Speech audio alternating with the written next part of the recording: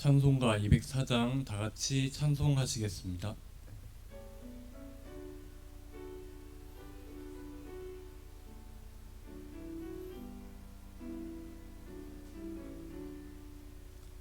예수로 나의 구주 삼고 성령과 피로써 거듭나니 이 세상에서 내 영혼이 하늘의 영광 누리도다.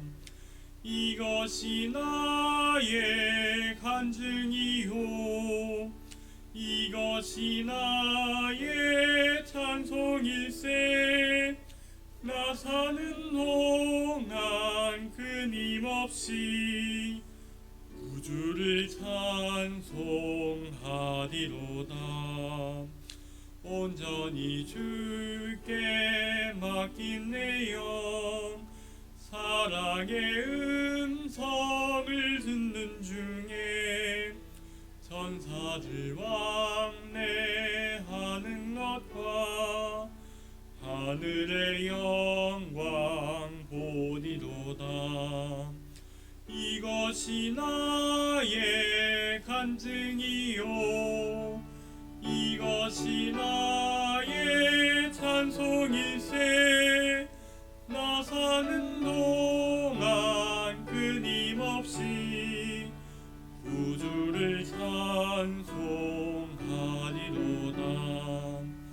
주 안에 기쁨 누림으로 마음의 풍랑이 잔잔하니 세상과 나는 간 곳 없고 구속한 주만 보이도다.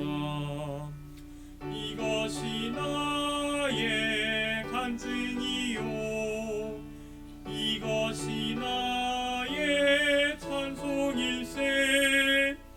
나 사는 동안 끊임없이 구주를 찬송하리로다.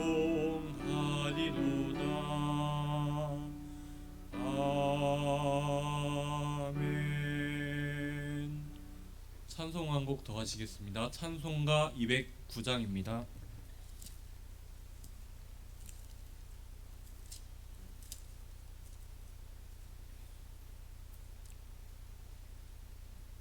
찬송가 209장 다같이 찬송하시겠습니다.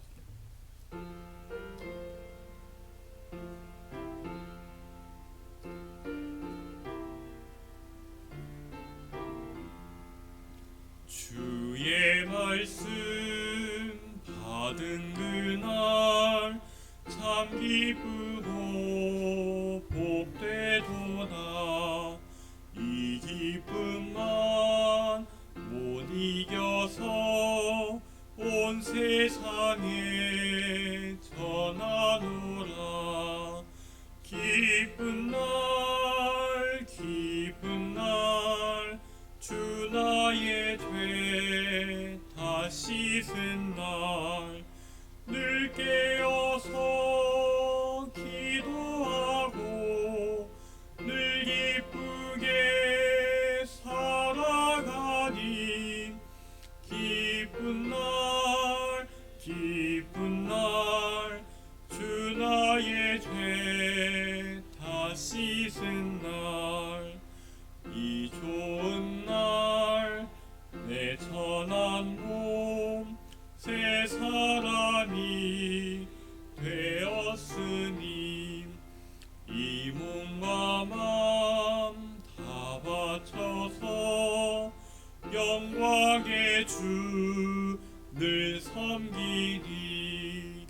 기쁜 날 기쁜 날 주 나의 죄 다 씻은 날 늘 깨어서 기도하고 늘 기쁘게 살아가니 기쁜 날 기쁜 날 주 나의 죄 다 씻은 날 작정한 그날부터 평안한 마음 늘 있어서 이 복된 말 전함으로 내 할 본분 삼았도다.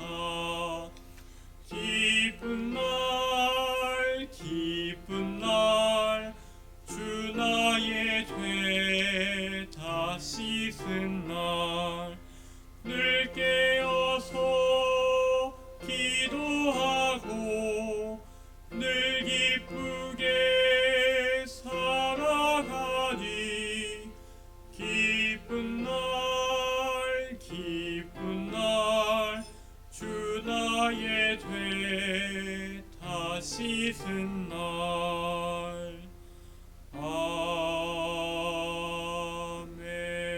아멘.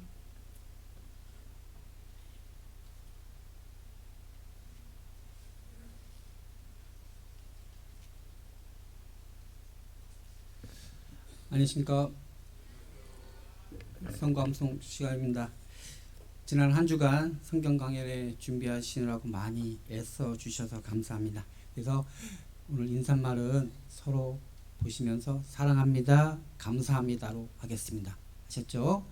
자, 사랑합니다, 감사합니다. 네, 감사합니다.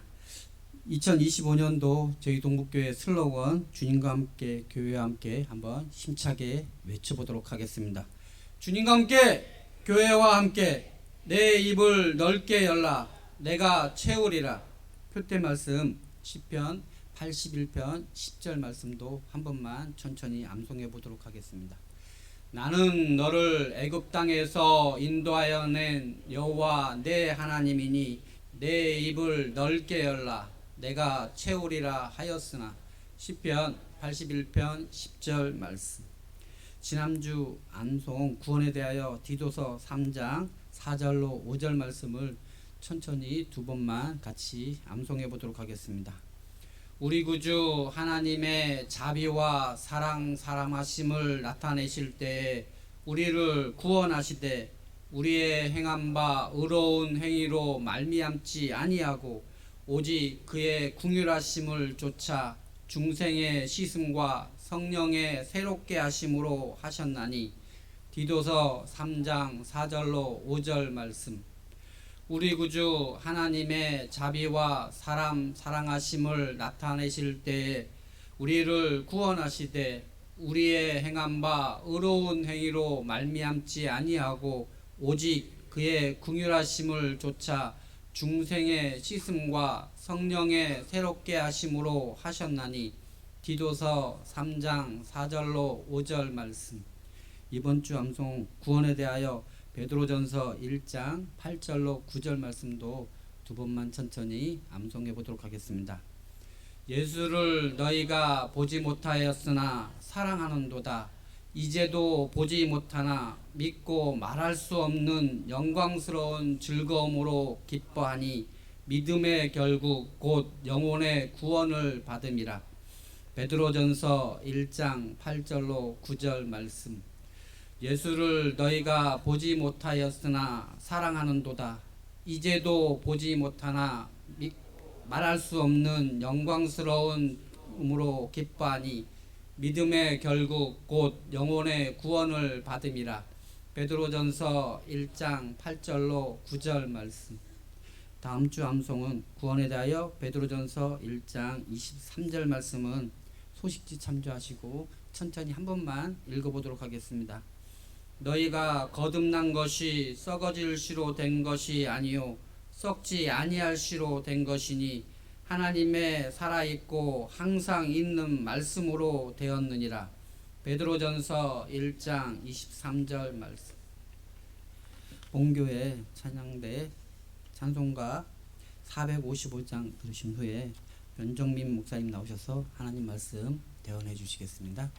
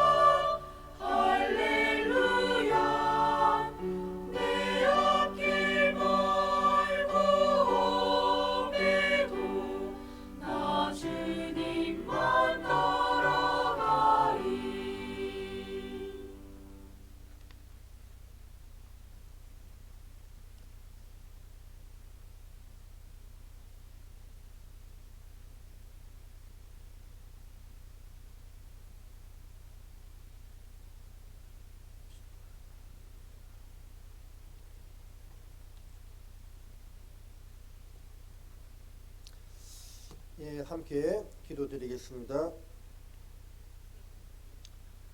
천지와 우주 만물을 창조하시고 인간 역사를 다스려 나가시는 하나님, 지난 한 주간 제주 동부 교회당에서 하나님의 귀한 말씀을 전할 수 있도록 허락해 주신 은혜 감사드립니다. 또 예배하신 영혼들을 불러주시고 말씀을 잘 듣도록 인도하심에도 감사드립니다. 이번에 말씀을 들었던 분들, 또 모든 분들 계속 주의 은혜 가운데 거하면서 말씀을 공급받고 구원의 큰 확신과 또 믿음 안에서 살아갈 수 있도록 도와주시기를 간절하게 부탁드립니다.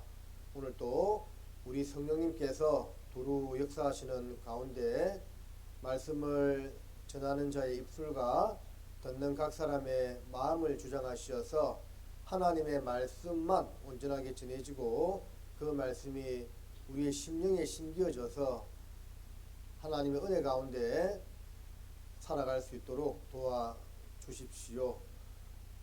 말씀의 시종을 전능하신 주님께만 부탁드렸고 부족한 입술에도 주의 능력 더해 주시기를 부탁드립니다. 우리를 사랑하시는 예수님의 이름으로 기도드립니다. 아멘. 마가복음 4장 찾으시겠습니다.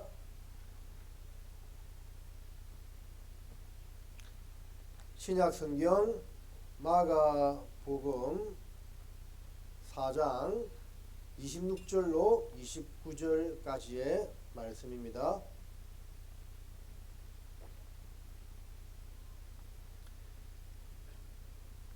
마가복음 4장 26절로 29절까지 말씀을 우리 같이 읽겠습니다.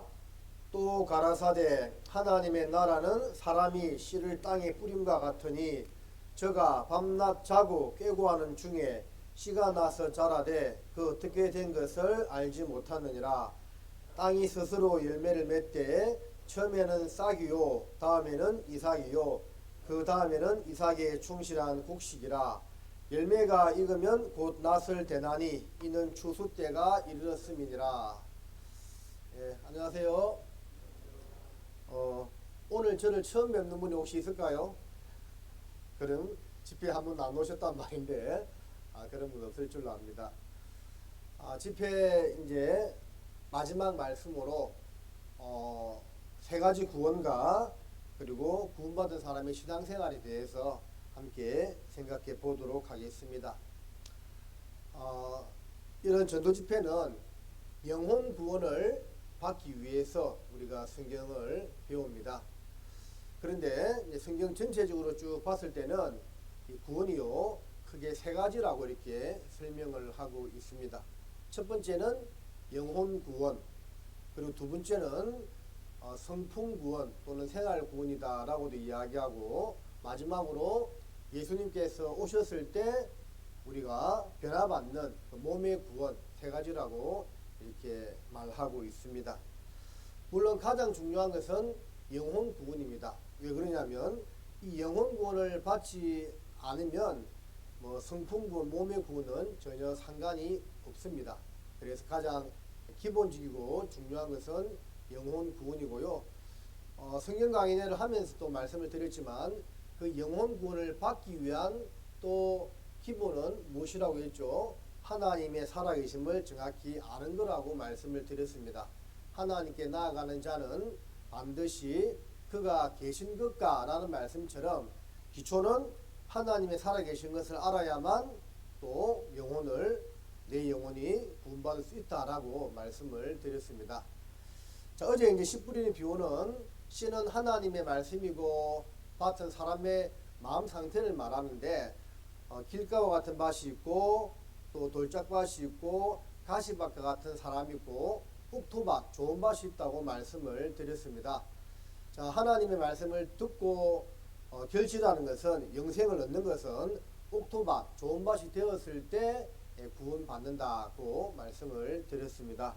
자, 이게 나와 있는 비유는 이제 그것을 넘어서 이제 영혼 구원 받은 사람이 또 성장하고 자라고 주님 오실 때 완전한 결실을 맺게 되는 그에 대한 비유입니다. 26절 말씀을 다시 보겠습니다. 또 가라사대 하나님의 나라는 사람이 씨를 땅에 뿌림과 같으니 씨는 하나님의 말씀이죠. 땅은 사람의 마음밭입니다. 여기서 이제 땅은 이제 좋은 땅을 말하고 있습니다.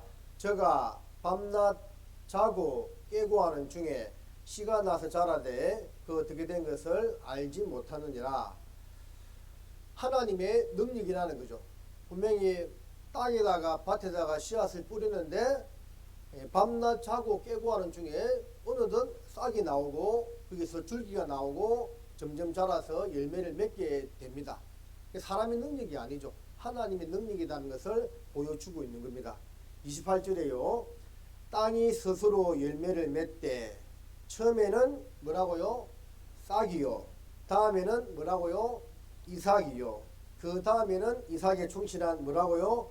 곡식이라고 말씀하고 있습니다. 그래서 싹은 시작이죠. 생명의 탄생을 이야기하고 있는 것이고, 이삭은 생명의 성장, 그리고 곡식은 생명의 결실을 말씀하고 있습니다. 열매가 익으면 곧 낫을 대나니 이는 추수 때가 이르렀음이니라고 말씀하고 있습니다. 그래서 구원의 세 가지입니다.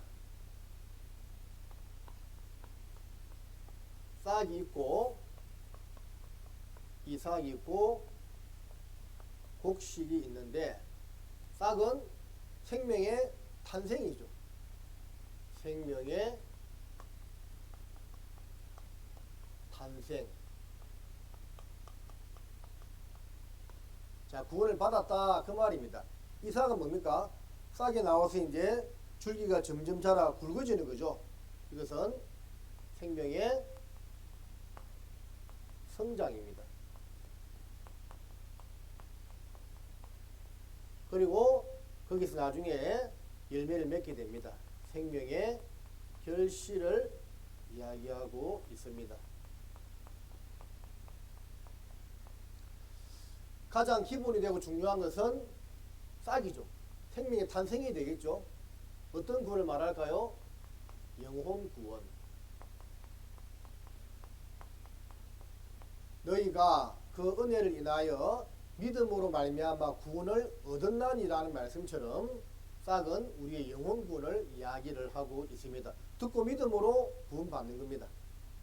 이삭은 생명의 성장, 생활 구원이라고도 하고 또는 성품 구원이라고도 이야기를 합니다. 여러분, 사람의 본성은 바뀔까요? 안 바뀔까요? 예? 잘 몰라요? 본성은 바뀌지 않는다고 봐야 되겠죠. 그래서 구원을 받은 사람도 뭐 본성이 바뀐다 그렇게 표현하고 있지는 않고, 갈라디아서 말씀 또 로마서 말씀 보면 그리스도로 옷 입고, 한번 따라해 보세요. 그리스도로 옷 입고. 자, 본성은 바뀌지 않지만 그 안에 생명이 들어옴으로 말미암아 예수 그리스도로 옷을 입고 변화된다고 그렇게 말씀을 하고 있습니다. 생명의 성장, 성품 구원을 이야기하고 있습니다. 곡식은 생명의 결실이죠. 예수님 공중 재림하실 때 구원받게 되는 몸의 구원을 이야기를 하고 있습니다. 영혼 구원은 듣고 믿음으로 구원을 받는 것이기 때문에 이것은 과거 완료입니다. 완료. 너희가 그 아들 안에서 구속 곧 제사함을 얻었도다. 이미 그렇게 되었다 그 말이죠. 과거 완료를 말씀하고 있습니다. 성품 구원은 두렵고 떨림으로 너희 구원을 이루라. 현재 구원받은 성도들이 교회 생활하는 가운데 점점 바뀌어 나가는 것이 성품 구원이라고 할 수가 있습니다. 몸의 구원은 앞으로 이루어질 것이죠. 로마서 8장 23절에 몸의 구속을 기다리느니라, 앞으로 이루어질 것을 이야기하고 있습니다. 자, 이것은 신분의 변화죠. 마귀의 자식에서 하나님의 자녀가 되었다 그 말입니다. 우리 신분이요 천국 백성이 되었다라는 것을 이야기하고 있는 신분의 변화를 말씀하고 있습니다. 생명의 성장, 성품 구원은 상태의 변화. 구원을 받은 사람들이 조금씩 변해가는 것을 이야기하고 있는 거죠. 물론 마지막은 몸의 변화입니다. 완전하게 신령한 몸으로 구속받게 되는 것입니다. 성경에 크게 세 가지 구원을 이야기하고 있는데 싹과 이삭과 곡식으로 설명을 하고 있습니다.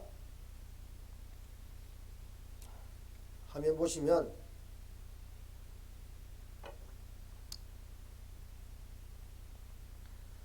싹은 영혼 구원, 가구 완료죠.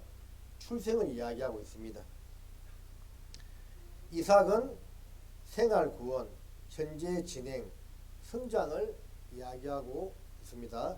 잠시만요. 이거 다시 좀 지웠다 들어오겠습니다.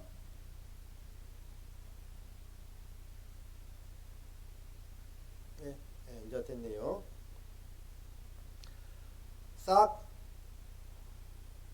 영혼 구원, 가구 완료, 출생입니다. 이삭 생활 구원, 현재 진행, 성장입니다. 곡식 몸의 구원, 미래 완료고 결실을 이야기하고 있습니다. 자, 여러분들 이 세 가지 다 중요하지만 가장 기본되고 중요한 것은 뭐라고요? 영혼 구원이다 그 말입니다. 왜냐하면 영혼 구원을 받지 아니하면 뭐 생활 구원, 몸의 구원은 전혀 상관이 없게 되는 것입니다. 그래서 일반 교회 다니시는 분들이 영혼 구원도 받지 못한 채 막 뭐 생활 구원을 이룬다 그렇게 하는데 이게 앞뒤가 맞지 않는 거죠. 잘못된 거다 그 말입니다. 먼저는 정확하게 내 속에 있는 영혼이 구원을 받고 그 다음에 생활 구원 그리고 결국 몸의 구원으로 나아간다는 것입니다. 이스라엘 백성들이 400년간 종살이 하면서 출애굽을 했습니다. 출애굽하면서 어디를 건넜죠? 홍해를 건넜습니다. 홍해를 건너가지고 가나안 땅으로 홍해를 건너서 강야로 들어갔죠. 강야. 40년 강야 생활한 다음에 하나님이 약속하신 가나안 땅으로 들어가게 됩니다. 그 가나안 땅으로 들어갈 때는 어디를 건너던가요? 요단강을 건너게 됩니다. 그런데 홍해나 요단강이나 다 하나님이 갈라주셨습니다. 그런데 방법이 조금 틀립니다.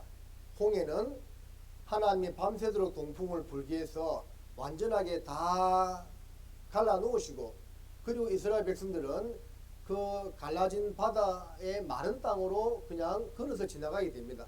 그것은 영혼 구원의 모형입니다.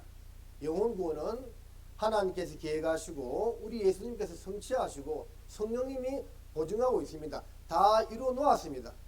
이스라엘 백성들이 마른 바다를 지난 것처럼 우리가 그냥 지나면 됩니다. 그래서 그냥 믿는다 그 말입니다. 홍해를 걷는 것은 영혼 구원의 모형을 가리키고 있습니다. 40년 강야 생활 이후에 요단강을 건너게 되는데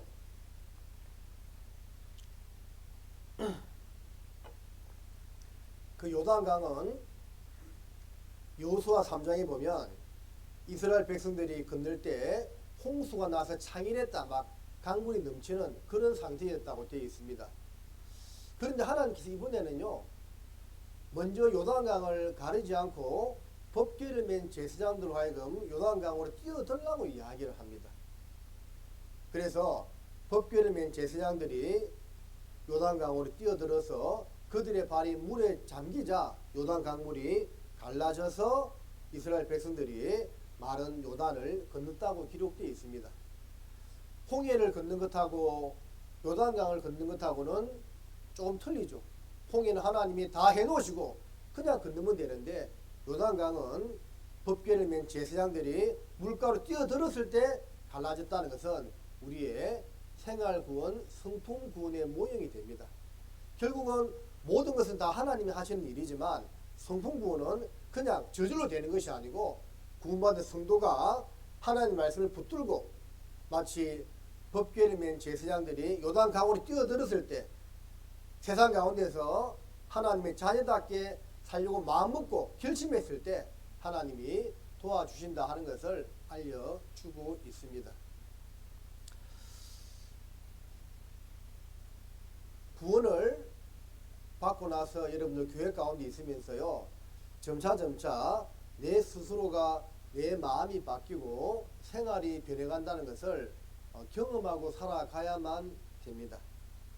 구원은 누가 구원을 받았는지는 하나님이 알고 그 사람이 정확히 알겠죠. 하나님과 본인만 알고 있습니다. 그런데 주위 사람들도 그 사람의 속마음을 알 수가 없지만 교회 가운데 살아가는 모습을 통해서 저 사람 속에 생명의 씨앗이 심겨졌구나, 삶이 변화되고 있구나 하는 것을 느낄 수 있습니다. 그래서 어떤 사람에 대해서는 바울이 누구 이름은 생명책 있다라고 단호하게 이야기했죠. 확실히 구원받은 사람이다 그 말입니다. 뭘 보고 그렇게 말씀을 했을까요? 사도 바울이 교회 가운데 이 세상 가운데 살아가는 삶의 모습이 변화되었다 그 말입니다.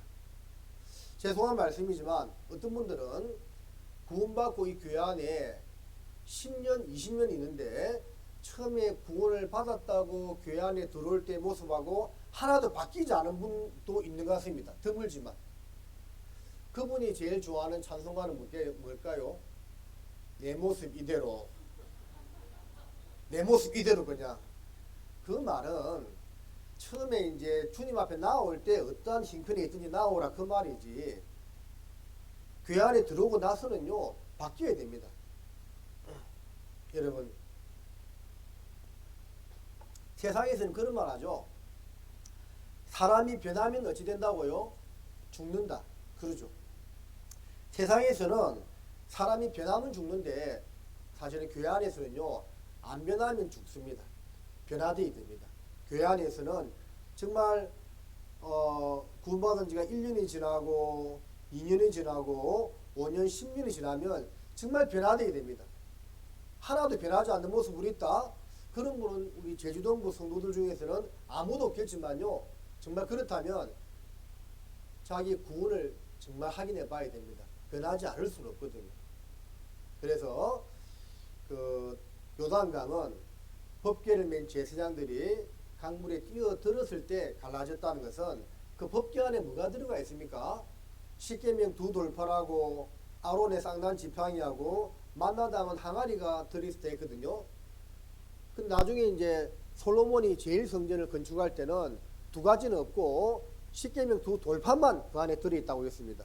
그래서 법궤를 메고 요단강으로 들어갔다는 것은 말씀을 의지해서 세상 가운데 힘있게 살아간다 그 말입니다. 그렇게 했을 때 살려고, 말씀 붙들고 살려고 각오를 다지고 순종하고 했을 때 하나님이 도와주신다 그 이야기하고 있습니다. 자, 구원의 5대 원칙을 한번 살펴보겠습니다. 영혼 구원을 이야기하고 있습니다. 영혼 구원의 5대 원칙. 첫 번째는 오직 성경에서, 두 번째는 오직 하나님의 능력으로, 세 번째는 오직 예수 그리스도 안에서, 네 번째는 오직 은혜로, 다섯 번째는 오직 믿음으로.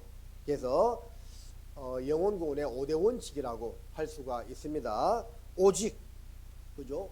성경을 통해서 구원받습니다. 오직 하나님의 능력으로만 구원받습니다. 오직 예수 그리스도의 은혜를 믿음으로만 구원받는 겁니다. 오직 거저받는 하나님의 은혜로만 구원받는 겁니다. 그리고 오직 믿음으로만 구원받는 거죠. 구원의 5대 원칙이라고 할 수가 있습니다. 자, 그 영혼 구원의 의미를 몇 가지 따져보면, 첫 번째 죄사함을 받았다, 두 번째 거듭났다, 세 번째 의롭다함을 얻었다, 네 번째 영생 얻었다, 다섯 번째 사망에서 생명으로 옮겼다, 여섯 번째 하나님의 자녀가 되었다, 일곱 번째 하나님의 후사가 되었다. 이렇게 여러 가지로 이제 설명을 할 수가 있습니다. 가장 이 일곱 가지 중에서요 가장 중요한 것은 뭘까요? 몇 번일까요? 당연히 1번이죠. 다른 거 다 알아도 제 삶을 모르면 그 구원 아니에요. 다른 거 다 몰라도 죄 사함을 정확히 알고 믿었으면 그게 구원입니다. 다 같은 말이지만 가장 핵심은 죄를 용서받는 것이다 그 말입니다. 왜요? 죄 때문에 지옥 가니까. 그 죄를 용서받았으면 그 사람은 어디 간다고요? 천국에 간다 그 말입니다. 그래서 구원을 표현하는 여러 가지 뜻 가운데서 가장 중요한 것은 제사함을 받는 거다 하는 겁니다. 에베소서 1장 7절 말씀 같이 읽겠습니다. 우리가 그리스도 안에서 그의 은혜의 풍성함을 따라 그의 피로 말미암아 구속 곧 제사함을 받았으니, 영혼 구원에 관한 말씀은 이 한 구절로 사실은 압축할 수가 있습니다. 이 한 구절이 확실하게 이해가 되고 내 마음이 믿어졌다면 그건 구원받은 겁니다. 우리가 그리스도 안에서 그의 은혜의 풍성함을 따라, 이게 이제 거저주는 선물이다 그 말이죠. 그의 피, 누구 피를 말합니까? 예수님의 피, 거룩한 피이기 때문에 보혈이라고 부릅니다. 그 피로 말미암아 구속, 쇠고랑 차는 구속하고 틀립니다. 그 발음을 좀 잘 해야 되는데, 쇠고랑 차는 구속은 구속 짧게 발음하고, 영혼 구원받는 구속은 구속 좀 길게 발음해야 됩니다. 한번 따라 해볼까요? 구속. 근데 매번 읽을 때마다 이렇게 할 수 없기 때문에 그냥 읽는데, 그 차이점을 잠깐 말씀드렸습니다. 구속은 값주고 샀다, 대신 속했다, 그런 뜻입니다. 그래서 구속은 구원이죠. 구원. 곧 죄사함을 받았으니, 구원은 결국은 죄 용서함을 받는 거다 그 말입니다. 받았으니는 과거 완료죠. 믿음으로 구원을 받아버렸다 그 말입니다. 자, 여러분들 구속 제사함 다 받았지요? 안 받은 사람 손 한번 들어보세요. 아무도 안 들어요. 자, 그리고 이제 구원은 거듭남입니다. 오늘 암송도 하더만요. 너희가 거듭난 것이 썩어질 지로 된 것이 아니요 썩지 아니할 지로 된 것이니 하나님의 살아있고 항상 있는 말씀으로 되었느니라. 하나님 말씀은 살았고 운동력이 있다고 했습니다. 그래서 정말 그 마음속에 말씀이 다 믿어지면요, 이게 막 꿈틀대는 게 느껴집니다. 진짜 살았기 때문에. 그리고 구원은 죄 없는 의인의 신분이 되었다, 이렇게도 설명합니다. 그리스도 예수 안에 있는 구속으로 말미암아 하나님의 은혜로 값없이 의롭다심을 얻은 자 되었느니라. 그리고 또 구원은 영생을 얻음으로 설명을 할 수가 있습니다. 요한복음 5장 24절 우리 같이 한번 읽겠습니다. 내가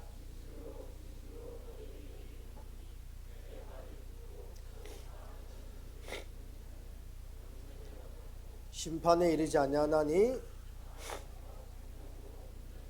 그죠?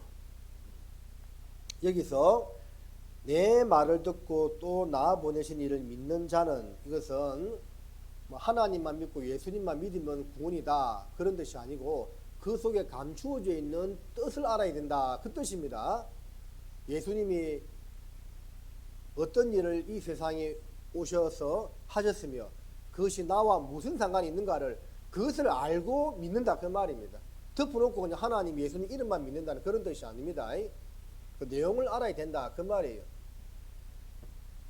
믿는 자는 영생을 얻었고 심판에 이르지 아니하나니 사망에서 생명으로 옮겼다 그 말씀했습니다. 그리고 이제 구원에 대한 오해를 좀 살펴보겠습니다. 이렇게 오해하시는 분들이 있습니다. 첫 번째, 병, 가난, 고통으로부터 구원이 아니라 죄로부터 구원이다. 그래서 요한복음 5장에 38년 된 병자가 예수님을 만나서 병고침을 받았을 때 예수님이 그에게 뭐라고 말씀하셨느냐 하면, 더 심한 것이 생기지 않도록 다시는 죄를 범치 말라고 했거든요. 그 말은 어떻게 다시 죄를 안 지을 수 있습니까? 무슨 뜻입니까? 너가 38년 동안 앓던 병을 고침받았지만 네 영혼은 거듭나야만 구원받는다. 육신의 병고침을 받은 것하고 영혼의 병고침을 받는 것, 영혼 구원은 별개다. 그래서 더 심한 건 믿지 않는 죄를 범하지 말라. 그걸 말씀하신 겁니다. 많은 사람들이요, 교회를 다니면서 병고침을 받고 또 뭐 기적을 체험한 것을 구원으로 생각하는 경우도 있는데 그게 아닙니다. 제가 아는 목사님 누님 내외가요, 뭐 좀 말하긴 그런데 부부같이 매독에 걸렸대요. 매독. 그런 병에 걸렸는데 기도원에 가가지고 그 기도원 목사님한테 안수를 받았는데 기적적으로 두 사람이요 그 병을 나아버렸대요.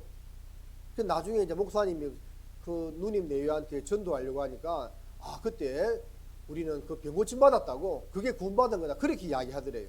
그래서 전도하는데 되게 예먹었다는 그런 말을 들은 적이 있습니다.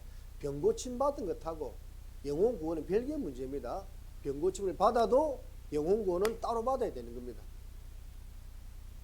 두 번째, 각각 다른 구원을 받는 것이 아니라 동일한 구원, 복음을 믿음으로 받는 것이다. 세 번째, 행위의 도가 아니라 믿음의 도임으로 점차로 구원받는 것이 아니라 단번에 받는 것이다. 단번에 받는 구원이죠. 십자가의 한강도 단번에 구원받았지 않습니까? 점차 점진적으로 구원받는 것이 아닙니다. 물론 이제 한 번 말씀 들어서 구원이 되지 않는 분들은 이런 성경 강의를 뭐 두 번, 세 번 듣고 제가 집회 때 말씀드렸죠. 이 성경 강의를 100번 듣고 구원받은 분도 있다고요. 제가 진짜 물어봤습니다. 진짜 100번 들었냐고요. 하니까 진짜 100번 들었대요. 예.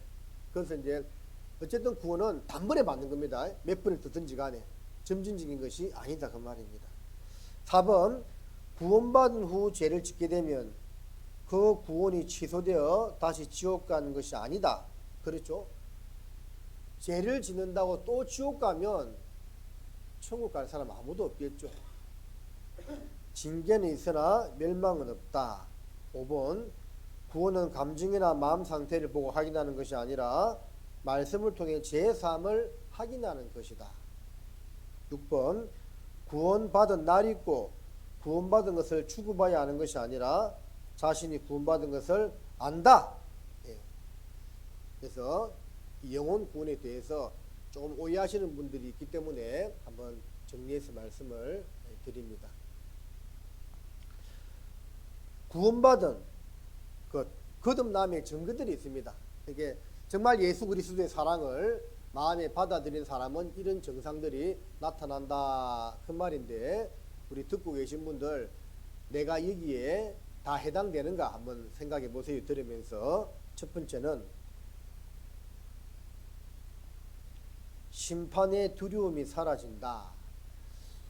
구원받고 처음에는 잠깐 구원 의심을 하고 좀 염려할 수도 있겠죠. 근데 계속 그럴 수는 없습니다. 예. 말씀 시간에도요 한두 분은 좋을 수 있지만 계속 좋을 수는 없어요.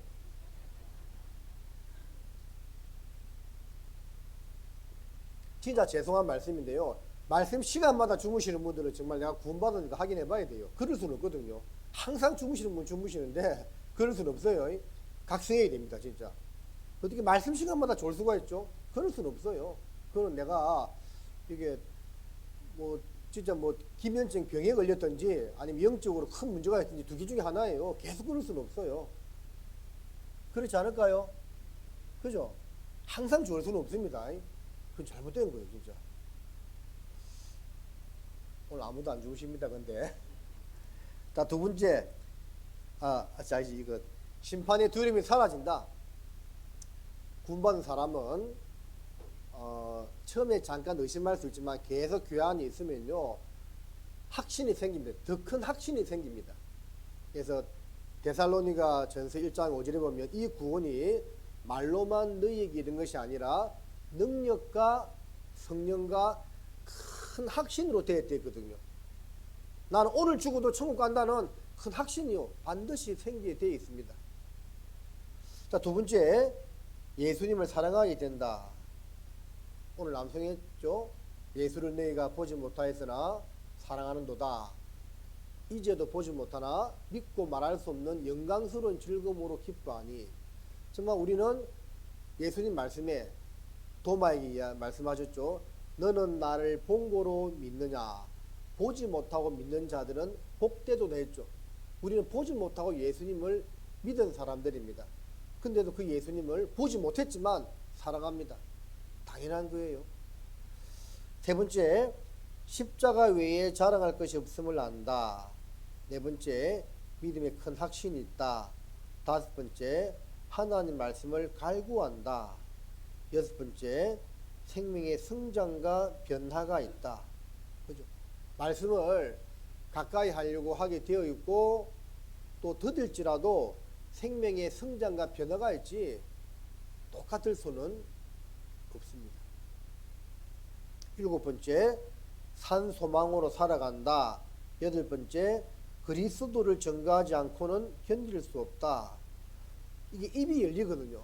그럼 다른 사람들에게 이 말씀을 전하고자 하는 그런 것이 반드시 나타나게 되어 있습니다. 근데 어떤 분들 보면 어머님, 아버님 왜 구원받지 못한 자녀들에게 전도 안 합니까? 물어보면 아이고 말해도 안 들어 하고서 입 다물고 있거든요. 그럴 수는 없습니다. 예. 안 듣더라도 에스겔서 3장 33장에 있는 말씀처럼 듣든지 아니 듣든지 계속 이야기를 하게 되어 있습니다. 아홉 번째, 형제 자매를 사랑하는 마음이 이루어진다. 열 번째, 은혜를 보답하고자 하는 마음이 생긴다. 자, 이런 것들이 구원받은 사람 속에 있다라는 겁니다. 이 모든 것은 하나님의 사랑으로 이루어진 것입니다. 크신 사랑이죠. 자, 부모님의 사랑은 나를 낳은 사랑이라고 했죠. 하나님 사랑은 나를 만드신 사랑이고 더 큰 사랑이고 십자가를 통해서 나타나게 되었다라는 거예요. 그래서 신앙생활하면서 우리가 항상 십자가를 바라보아야만 됩니다. 내 마음으로 십자가를 바라보면 더 큰 구원의 확신도 생기고 십자가를 바라보면 힘들더라도 다시 일어설 수 있는 힘이 생기고 십자가를 바라보면 또 전도해야 되겠다는 그런 마음의 열리도 다시 일어나게끔 되어 있습니다. 항상 십자가를 우리 마음으로 바라보고 살아야만 하겠습니다. 요한복음 3장 16절 함께 읽습니다. 하나님이 세상을 사랑하사 독생자를 주셨으니 이는 저를 믿는 자마다 멸망치 않고 영생을 얻게 하려 하심이니라. 자, 세상은 사람을 말하죠. 나를 이야기하고 있는 겁니다. 나를 얼마나 사랑했으면 하나밖에 없는 독생자를 주셨겠습니까? 하나님의 사랑입니다.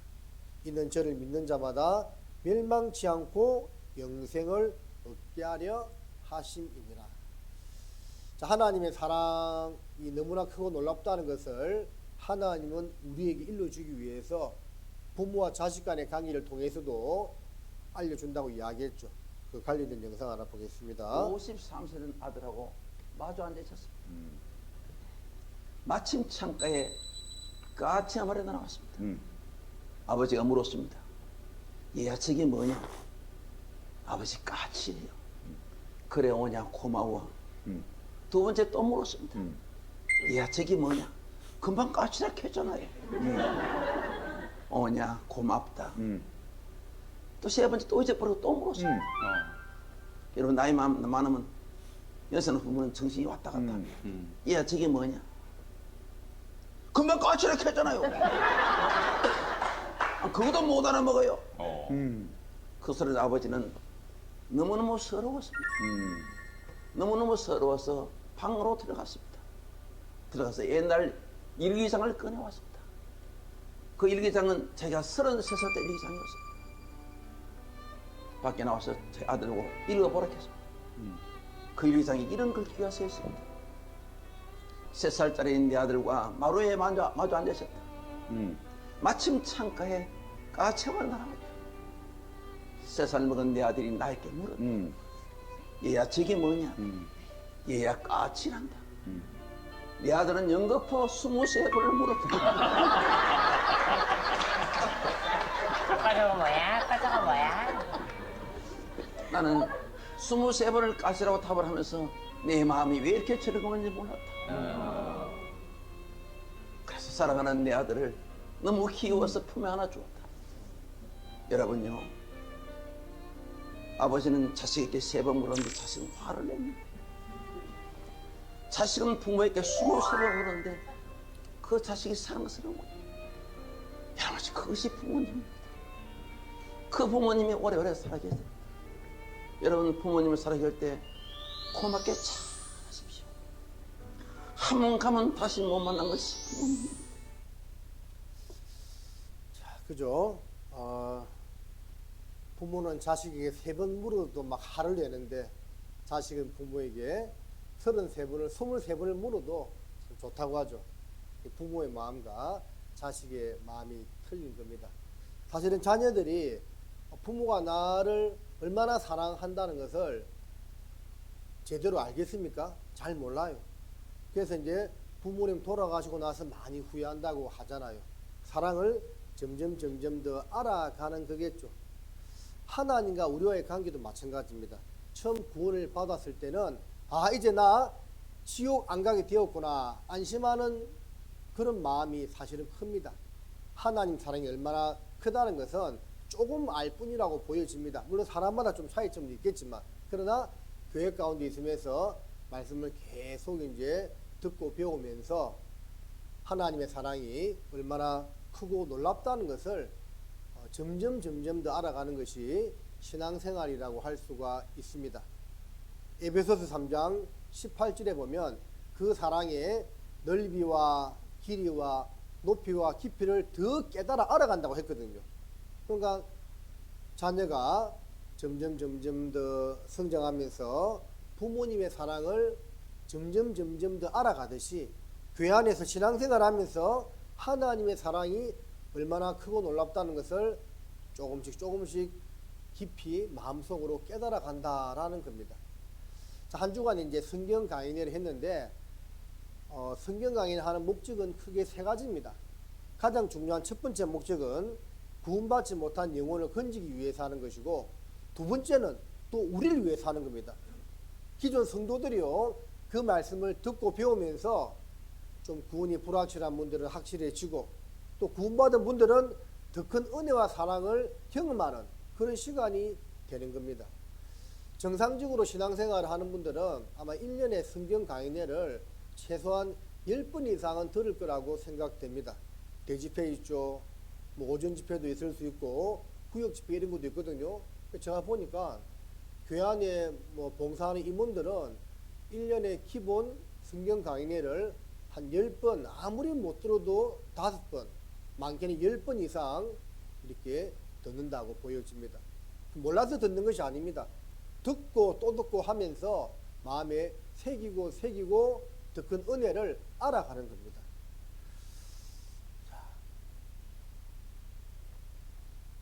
신앙에 3F의 법칙이라는 게 있습니다. 3F의 법칙인데 F가 3개죠. 팩트, 쉬운 영어니까 한번 써보겠습니다. 그리고 페이스, 그리고 필링이 있습니다. 스펠링 맞죠? 자, 팩트는 뭐죠? 사실. 페이스는 믿음, 필링은 감정. 자, 신앙의 3법칙인데 가장 중요한 것은 뭘까요? 네? 야, 사실과 믿음과 감정 중에서 가장 중요한 것은 뭘까요? 사실입니다. 어떤 분은 믿음 하더라고요. 사실이 가장 중요합니다.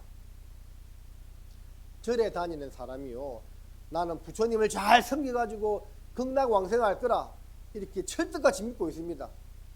죽으면 어디 갑니까? 지옥 갑니다. 아무리 믿음이 좋아도 대상이 잘못되면 그건 안 되는 거죠. 일단 팩트, 무엇을 믿느냐, 무엇에 기대고 있느냐, 그게 가장 소중한 겁니다. 이 팩트가 뭡니까? 예수 그리스도의 죽음과 부활을 통한 복음이다 그 말입니다.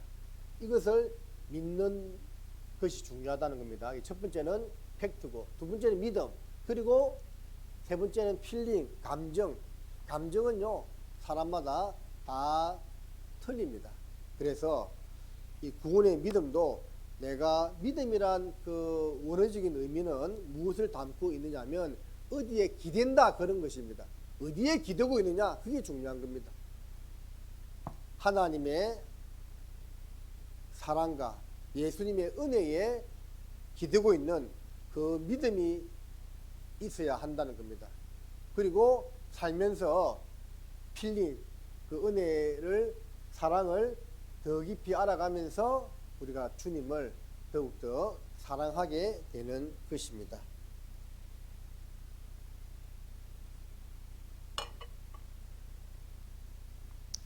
에베소서 1장 13절 말씀입니다. 같이 읽겠습니다.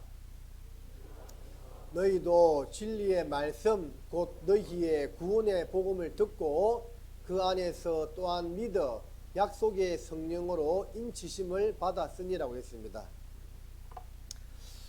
자, 에베소서 1장 13절 말씀인데 중요한 말씀이에요. 진리의 말씀 곧 너희의 구원의 복음. 그러니까 요 진리의 말씀과 구원의 복음이 같은 거라는 그 말이죠. 가끔씩 수양회나 가면, 수양회 갔을 때 상담을 이제 많이 하게 되는데, 그 상담 받으러 오는 분들의 한 3분의 1은요 구원 확인 상담을 받으러 오는 분들이 많습니다. 그래서 말씀을 여러 번 들었는데 좀 구원이 확실치 않아 가지고 또 말씀 듣고 확인하러 오시는 그런 분들이 많아요.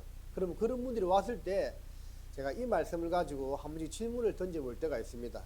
어르신, 어머님, 누구누구씨 이 말씀에 진리의 말씀 곧 구원의 복음을 듣고 믿어서 구원 받는다고 되어 있는데, 이 구원의 복음, 진리의 말씀이 무엇입니까? 물어볼 때가 있습니다. 여러분 마음속으로 한번 답해 보세요. 여기서 이야기하고 있는 진리의 말씀, 구원의 복음이 뭐예요? 마음속으로 답해 보세요. 시간 드릴게요. 5초, 1초, 2초, 3초. 자, 마음속으로 답했습니까? 자, 이렇게 답한 사람은 정답입니다. 그 진리의 말씀, 구원의 복음은 계속 제가 말씀을 드리는 것처럼 예수님의 죽음과 부활을 통한 영원한 속죄로 내 죄가 다 용서받았다는 겁니다. 그렇게 하면 그게 정답입니다. 그런데 확실히 깨닫지 못한 분들은 뭐라 답하냐면요, 목사님 진리의 말씀요 하나님 말씀이죠. 물론 하나님 말씀 맞죠. 근데 여기서 말하는 진리의 말씀은 그걸 이야기하고 있는 것이 아니죠. 그 전체 하나님 말씀 가운데 구원받는 말씀을 이야기하고 있는 거잖아요. 그러죠? 태초에 하나님이 천지를 창조하시니라, 이 말씀도 진리의 말씀이 맞죠. 근데 창세기 1장 1절 말씀 듣고 영혼 구원을 받을 수가 있습니까? 없어요. 그러죠? 그러니까 구원받는 말씀 따로 있다 그 말입니다. 그거를 정확히 깨달았으면 이야기하는데, 깨닫지 못하신 분들은 좀 엉뚱한 이야기를 하시더라고요. 그 말씀입니다. 그 말씀을 듣고, 믿음은 들음에서 나며 들음은 그리스도의 말씀으로 말미암았다고 했죠. 듣고 믿어 약속의 성령으로 인치심을 받았으니, 구원받았다는 말은 성령 받았다는 말과 같은 겁니다. 성령님의 도우심으로 구원을 받게 되는 것이고, 듣고 믿음으로 성령이 오게 되는 겁니다. 갈라디아서 3장에 바울이 말씀하기를 너희가 성령을 받은 것은 듣고 믿음으로냐 율법의 행위로냐 했거든요. 성령은 듣고 믿을 때 오게 되는 겁니다.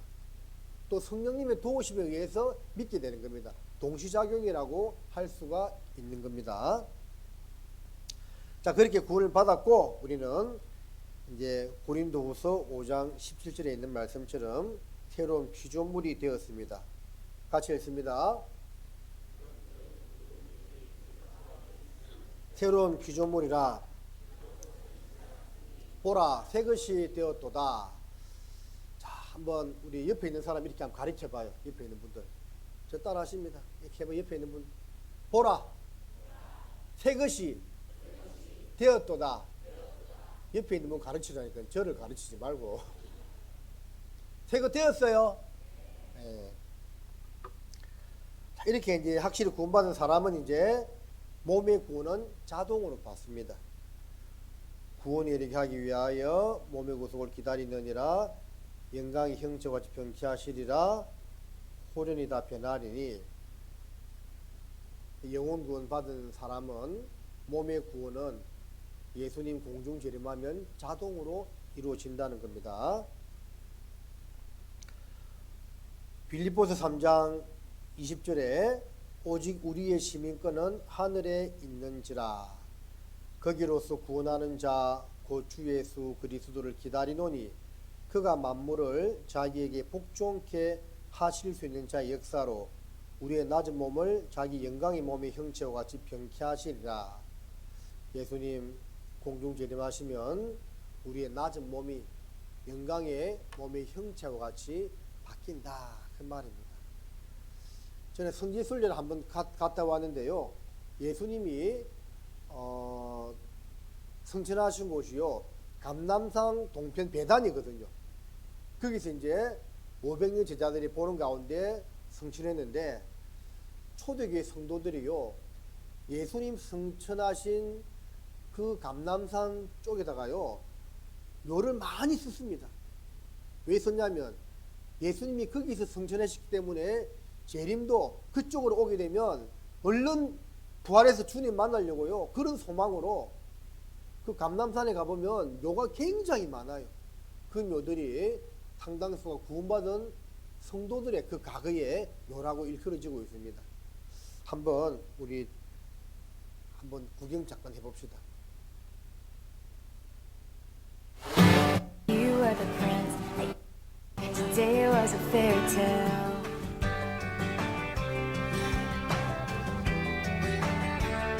Today was a fairy tale.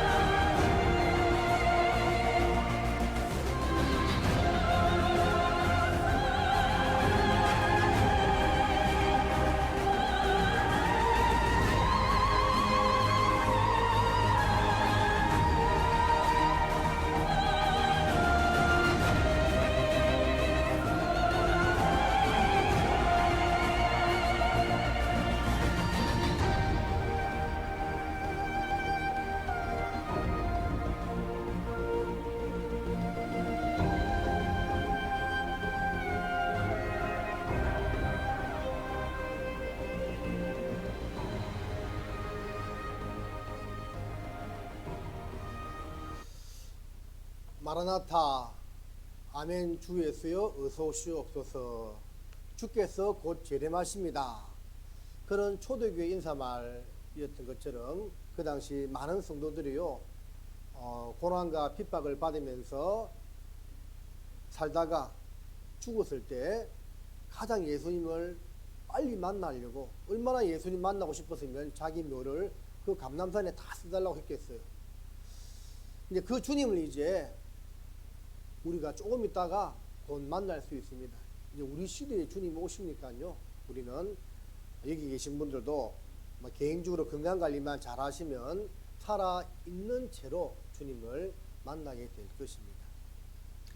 자, 하나님의 소원은요. 모든 사람이 구원받는 것이고 그리고 구원받은 사람이 그날부터 자라가는 것입니다. 이제 우리 구원을 받았죠. 그래서 칭의 영혼 구원이고 영하는 몸의 구원인데 두 가지 배웠고 중간에 있는 성화 생활 구원에 대해서 잠깐 생각해 보도록 하겠습니다. 영혼 구원은 출발점입니다. 이제 주님을 닮아가는 것, 주님과 동행하면서 복음 전하는 생활을 하는 것입니다.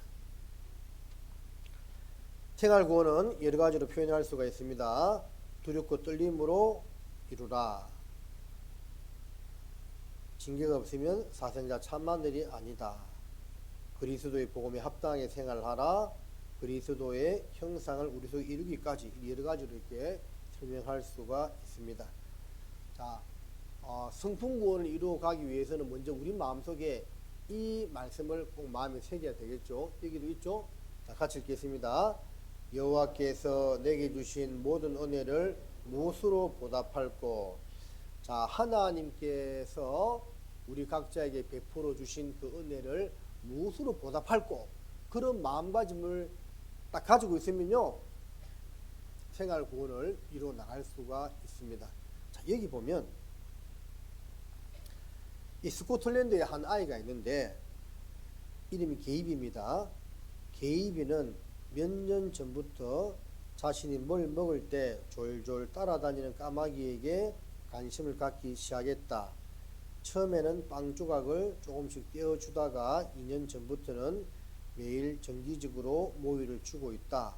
그런데 어느 날부터 까마귀들이 모이를 다 먹은 뒤 모이통에 선물을 하나씩 놓고 가기 시작했다. 그 물건들이 지금들은 소식까지 이른다. 보세요. 갈색병, 레고 조각, 노란 구슬, 문구용 클립, 반지 나사 등등. 이 까마귀한테 모이를 주니까 얼마 후부터는 그 까마귀가 모이통에요 물 물어다 놓는 겁니다. 여러분, 까마귀가 왜 이렇게 할까요? 자기한테 먹이를 주는 이 소년이 너무 고마워가지고 뭔가 보답하려고 하는 거죠. 놀랍지 않습니까? 성경의 까마귀는 부중한 짐승이거든요. 그 부중한 짐승인 까마귀조차도 사람한테 받은 은혜에 보답하려고 뭘 물어다 놓잖아요. 하물며 우리가 그리스도의 은혜와 사랑을 받았다면 어떤 마음으로 살아야 되겠냐 그 말입니다. 여기에 한 아이의 영상도 좀 보십니다. 선천적으로 면역 결핍을 앓고 있는 용준이는 간단한 염증으로 방학 내내 병원 신세를 져야 했다. 용준이의 피 속에서는 과연 무슨 일이 벌어지고 있을까?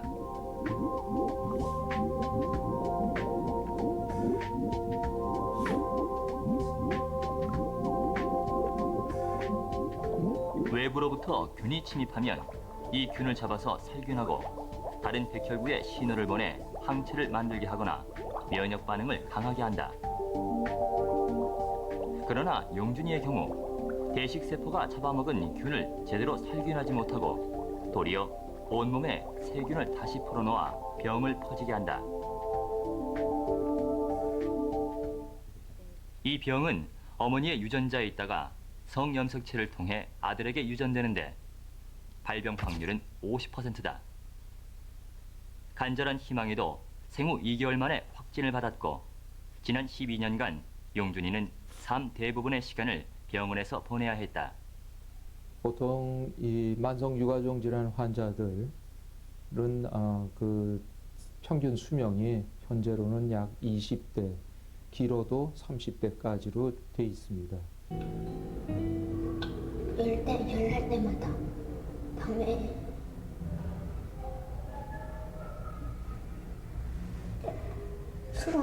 물수건으로 매일 밤새며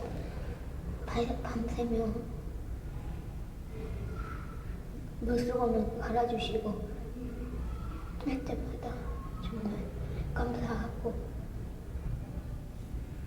부모님이 참 고마워.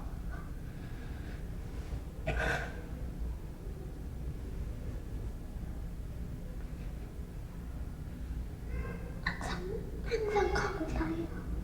부모님이 오로지 제 곁에만 있어주니까 감사하고 그냥 곁에 있어도 그냥 감사해요. 정상 면역을 가졌다는 것이 얼마나 복받은 거고 다행스럽다는 것을 만성 유가종 질환 환자를 볼 때마다 느끼게 합니다. 그러니까 모든 것이 다 갖춰져 있을 때에는 그거에 대해서 고마움을 모르지만 한 가지라도 부족해서 그것으로부터 불편을 겪을 때에는 그 한 가지 사소한 것이 얼마나 중요한가 하는 것을 깨우쳐주는 그런 경우가 될 수 있습니다. 저는 이 영상을 볼 때마다 참 이 애가 대단하다는 생각이 들어요. 왜냐하면 자기 부모를 원망할 수 있잖아요. 왜 내가 부모 잘못 만나서 이런 병을 알게 되었냐고 원망할 수 있지만 최용준에 봐요. 부모님 때문에 이런 병을 가지게 되었지만 매일 밤마다 항상 자기를 떠나지 않고 지켜주는 그 부모님이 너무 감사하다고 이야기하죠. 이게 정상 아닙니까? 그래서 우리는 이 의사님 말처럼 참 정상 면역을 가지고 있다는 것 자체가 얼마나 감사한지 모릅니다. 가장 중요한 영혼 구원을 받았죠. 그리고 내가 뭐 크게 부유하지 않을지라도 큰 병 없이 이렇게 교회 가운데 살아간다는 것 자체가 얼마나 감사한 일인지 모릅니다.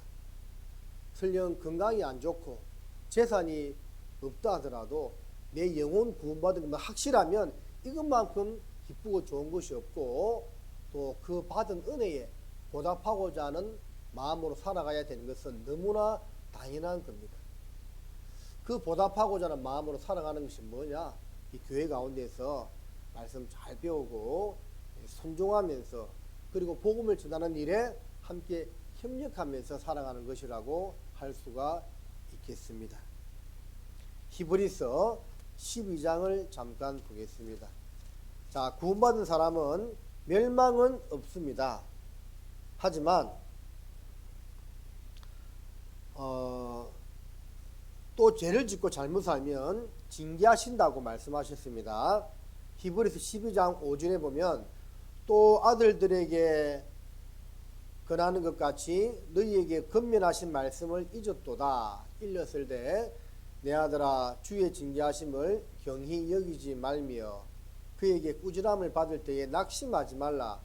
주께서 그 사랑하시는 자를 징계하시고 그의 받으시는 아들마다 채찍질 하심이니라 하였으니 너희가 참음은 징계를 받기 위함이라. 하나님이 아들과 같이 너희를 대우하시나니 어찌 아비가 징계하지 않는 아들이 있으리요. 징계는 다 받는 것이거늘 너희에게 없으면 사생자요 참 아들이 아니니라. 자, 이 말씀 보면 징계에 대한 말씀인데 하나님이 그 사랑하시는 자를 징계하시고 그의 받으시는 아들마다 채찍질 하심이니라고 말씀했습니다. 하나님이 자기 자녀를 사랑한다는 증거로 징계를 주신다고 말씀하고 있습니다. 구원받고 나면 구원받기 전과는 달라진 모습으로 살아가야만 됩니다. 보라, 새로운 피조물이 되었다고 했죠. 그에 합당한 삶으로 바뀌어져 나가야만 되겠죠. 하지만 여전히 육신이 있고 재성을 가지고 있기 때문에 하루아침에 완전하게 바뀔 수는 없어요. 사람이 변해가는데 교회 안에서 상당한 시간이 걸립니다. 초대교회 때 바울과 바나바가 안디옥에 있으면서 구원받은 많은 성도들을 가르쳤는데 1년 정도 지난 다음에 비로소 그리스도인이라 일컬음을 받게 되었다라는 구절이 있습니다. 그 말은 이제 1년 뒤에 구원받았다는 그 말이 아니고요. 구원은 1년 전에 받았는데 교회 가운데 정상적으로 신앙생활을 하다 보니까 한 1년 지나니까 구원받은 사람의 모습이 나타나더라. 그걸 이야기하고 있는 겁니다. 아기가 태어났을 때도 왜 돌을 중요하게 여깁니까? 옛날에는 돌 전후에 죽는 경우가 많았기 때문에 출생신고를 늦게 했죠. 그래서 1년 정도 애가 태어나서 무탈하게 잘 지내는 걸 보니까 이제 제대로 사람 구실을 하겠다 싶어 가지고 돌잔치를 하잖아요. 마찬가지로 구원받은 성도들도 1년 정도는 교회 가운데 잘 양육을 받아야 됩니다. 물론 그 다음도 마찬가지지만 특별히 처음에 구원받고 1년 정도가 중요하다고 할 수가 있겠습니다. 그런데 여전히 죄성은 있기 때문에 때로는 죄를 짓기도 하고 불순종하기도 하고 또 쓰러지기도 합니다. 구원받았기 때문에 멸망은 없지만 하나님 그때 징계하십니다. 마치 아비가 그 사랑하는 아들을 징계함 같이 우리가 잘못했을 때 징계를 내리는 겁니다. 저도 구원받은 지가 35년 됐는데 크고 작은 징계를 많이 받았습니다. 아마 이 가운데서도 구원받으신 지가 오래 되시는 분들은 징계를 많이 받은 것을 경험하고 있을 겁니다. 징계는 다 받는 것이거늘 너희에게 없으면 사생자요 참 아들이 아니다고 했습니다. 징계는 다 받는 것입니다. 그리고 그 징계를 통해서 점점 더 다듬어져 나가는 겁니다.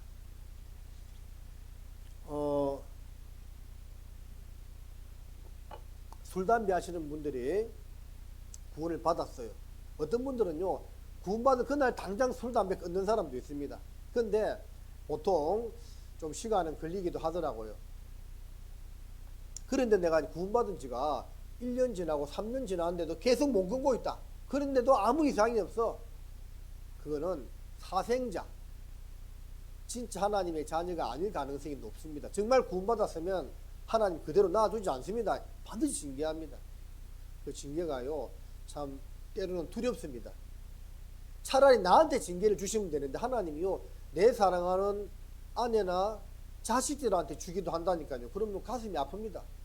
구원받은 사람은요, 징계를 달게 받고요, 정말 잘못된 것을 고쳐 나가야 된다. 그 말이에요.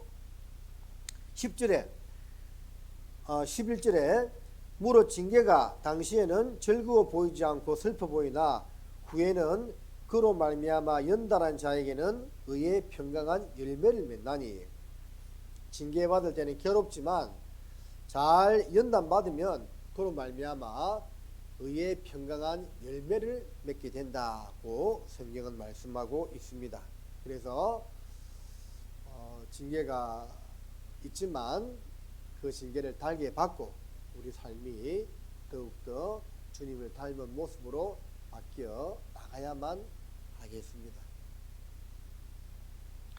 일본에 호지 유테랑이라는 연쇄 살인마가 있었답니다. 사람을 여러 명 죽였어요.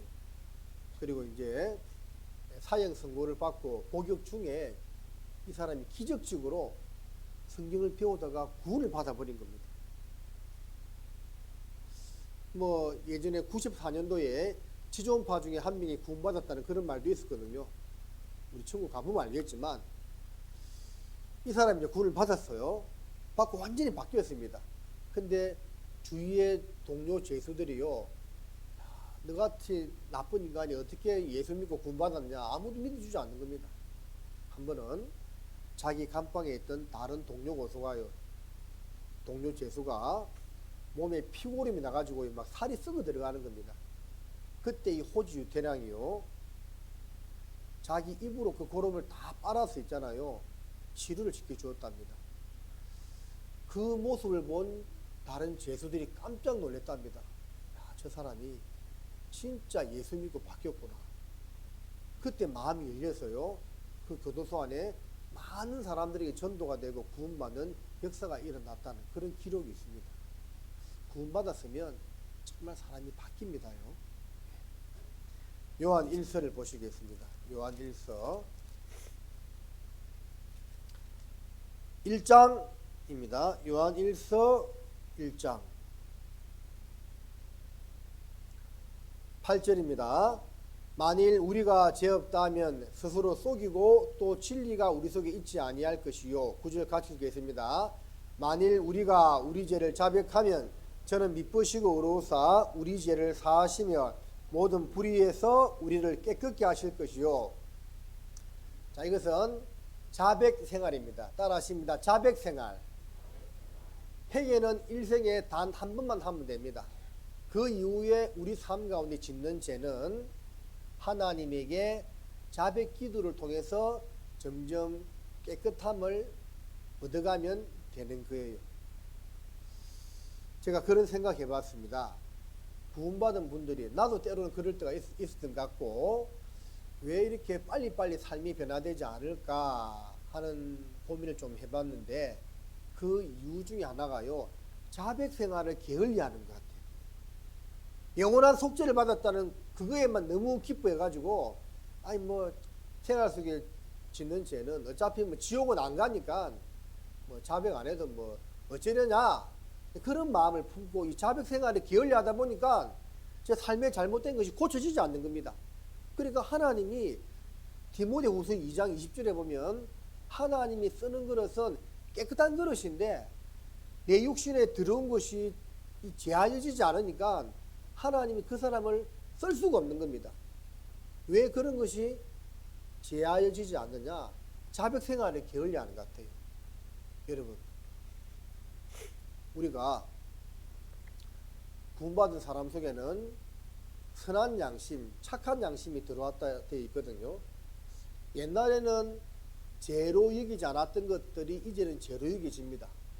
솔직히 요즘 세상 청년들이요, 노래방 가서 맥주 한잔 마시고 노래 부르는 게 뭐 특별히 죄입니까? 죄로 생각하지 않죠? 근데 구원받으면 그런 것들이 죄로 이제 여겨집니다. 세상 사람들은 그것을 죄라고 생각지 않아도 구원받은 사람의 양심에는 선한 양심이 들어왔기 때문에 딱 죄로 여겨집니다. 그래서 구원받은 특징이 뭐냐면요, 분별력이 생겨. 뭐가 옳고 그른지를 판단할 수 있는 능력이 생긴다니까요. 그래서 이제 예전에는 죄로 여기지 않았던 것들이 이제는 죄로 딱 각인이 되고 그거에 대한 양심의 가책을 받습니다. 잠전에 딱 누우려고 하다 보면 그런 생각 들지 않습니까? 그날 하루 살면서 잘못된 마음 품었던 것, 내 입에서 나갔던 합당치 못한 말들, 잘못된 행위들에 대한 그런 딱 생각이 나지 않아요. 저는 자주 그렇더라고요. 그날 딱 잠자리에 누우려고 하다 보면 오늘 내가 굳이 안 해도 될 말 해가지고 어떤 형제자매 마음에 문제가 될 수 있겠구나 그런 생각이 들고 막 그런 것이 있습니다. 그러면 기도하고 있잖아요. 앞으로 그러지 않겠다고 기도하고 잡니다. 그렇게 해야 됩니다. 자백 생활을 우리가요 좀 잘 할 필요가 있습니다. 예수님도 목욕한 자는 발밖에 씻을 필요가 없다고 했죠. 형제자매들 모여서 교제할 때도 보면 노상 기도 부탁만 하지 말고요, 기도 부탁은 카톡으로 올려서 해도 되잖아요. 그래서 자기 삶 가운데 뭔가 경험했던 것들, 느꼈던 것들, 말씀을 깨달은 것들, 이런 것들을 이야기해야 되고 또 발씻음의 자리가 되어야 됩니다.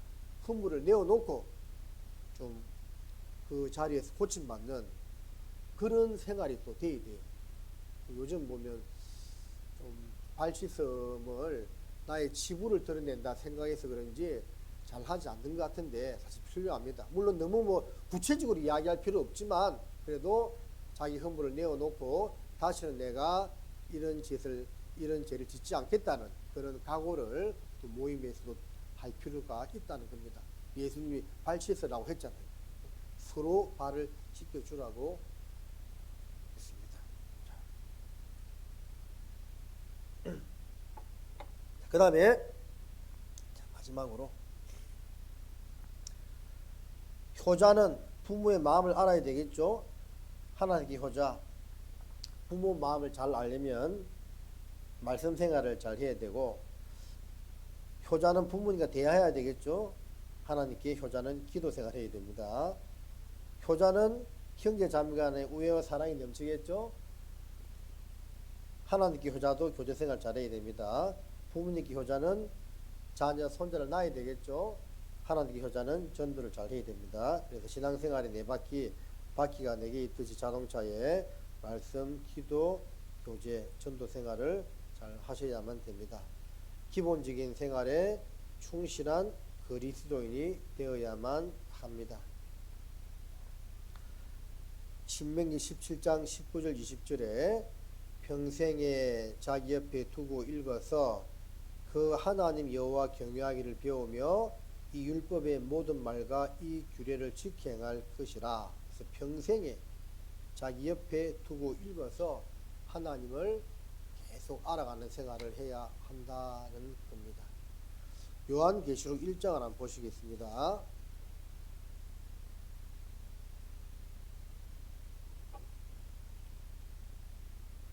1장 3절입니다. 같이 읽겠습니다. 이 예언의 말씀을 읽는 자와 듣는 자들과 그 가운데 기록한 것을 지키는 자들이 복이 있나니 때가 가까움이라. 여기 보면 읽는 자, 듣는 자, 지키는 자들이라고 되어 있죠. 가장 먼저 뭐가 나와 있죠? 읽는 자. 믿음은 들음에서 난다고 해가지고 우리가 듣는 것이 물론 중요하지만 듣기만 듣고 안 읽으면 안 됩니다.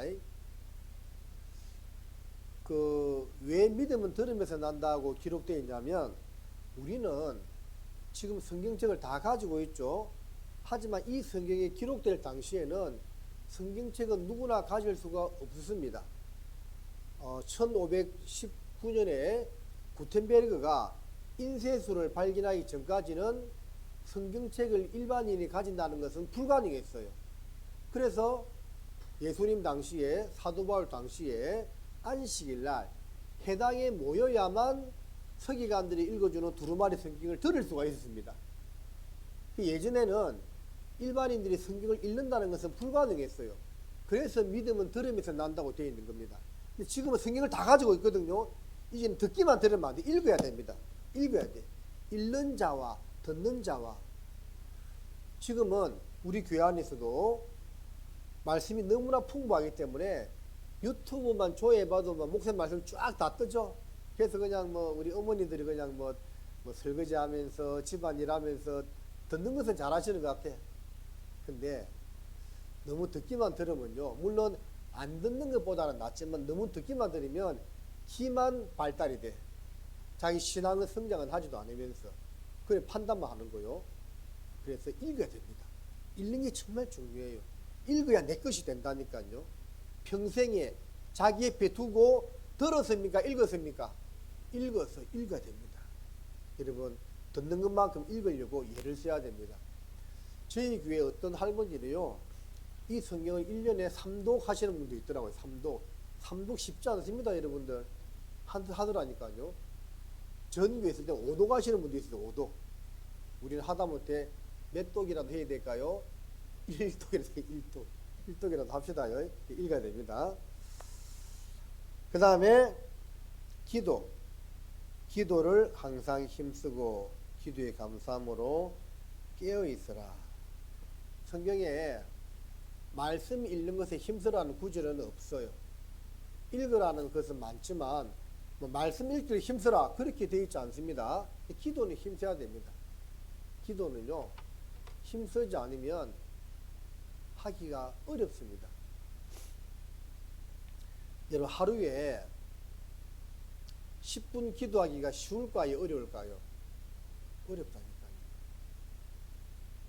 밥 먹을 때는 식사기도 말고 따로 시간을 내어서 10분 이상 기도하기가요. 우준야기가 결코 쉬운 게 아닙니다. 우리 제주 동부교회 성도님들이 하루에 10분 이상 항상 탁 기도만 하면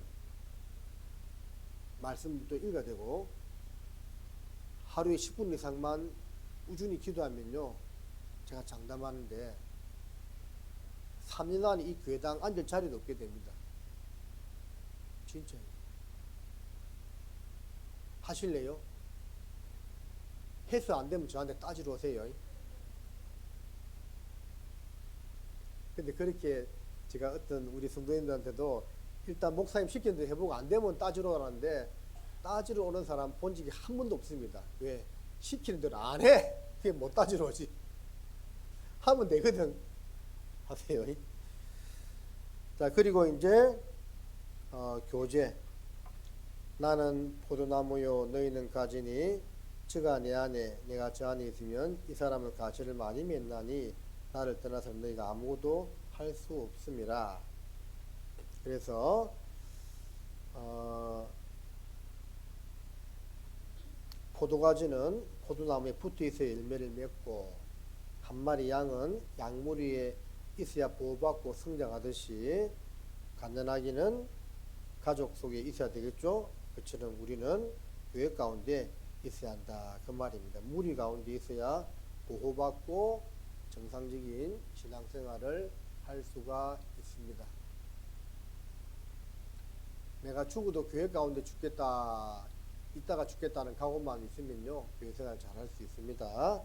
자, 마지막으로 전도입니다. 하나님 앞과 산자와 죽은 자를 심판하실 그리스도 예수 앞에서 그의 나타나실 것과 그의 나라를 두고 엄히 명하노니 너는 말씀을 전파하라. 때를 어떤지 못 어떤지 항상 힘써라. 범사의 오래 참음과 가르침으로 경직하며 건개하며 권하라. 그래서 전도는 때를 어떤지 못 어떤지 항상 힘을 쓰라고 말씀하고 있습니다. 사사기 7장에 보면 기드온과 300용사가 미디안 대군 12만 5천 명을 물리치거든요. 그때 어떻게 했는지 아세요? 오른손에 들었던 나팔을 불고 왼손에 들었던 항아리를 깨뜨렸죠. 나팔을 분다는 것은 외친다, 그 말입니다. 듣든지 아니 듣든지 때를 어떤지 못 어떤지 외치라, 그 말입니다. 이 성산읍에 있는 많은 사람들에게 일단 외쳐야 됩니다. 외쳐야 됩니다. 눈치 볼 것 없어요. 이제는 2판 4판이에요. 이제는 뭐 누가 무섭습니까? 그죠? 주님 오실 날 얼마 안 남았는데 우리가 더 이상 눈치 보고 기죽을 필요 없습니다. 듣든지 아니 듣든지요, 외치면 됩니다. 그리고 왼손에 들던 항아리를 깨트렸죠. 깨트리니까 그 속에 뭐가 있었죠? 횃불, 등불, 성령님의 역사를 말합니다. 아무리 외치더라도 성령님의 역사가 없으면 구원이 안 되거든요. 그 등불을 드러나게 한 것은 항아리를 깨트려야만 되는데, 항아리를 깨트린다는 것은 희생과 헌신을 가리키고 있습니다. 우리가 외치고 복음 위해서 뭔가 내 몸이든 시간이든 물질이든 희생하는 삶을 살 때 전도가 된다는 것을 알려주고 있는 그런 내용입니다. 디트리트 보네프라는 목사님이 있었습니다. 이분은 고난에 동참하는 삶, 그것이 예수의 삶이다 라고 고백을 했고 실제 그렇게 살았습니다. 악을 보고도 침묵하는 것은 그 자체가 악이다. 악에 맞서 목소리를 내지 않는 것은 악에 동의하는 것이다. 악에 맞서 행동에 나서지 않는 것은 악을 위해 행동하는 것이다. 히틀러와 맞선 디트리트 보네프의 말입니다. 침묵은 결코 진실일 수 없습니다. 고 말씀을 했습니다. 입을 열어서 분명히 외쳐야 됩니다. 자, 이번에 영상 보고 마무리하겠습니다.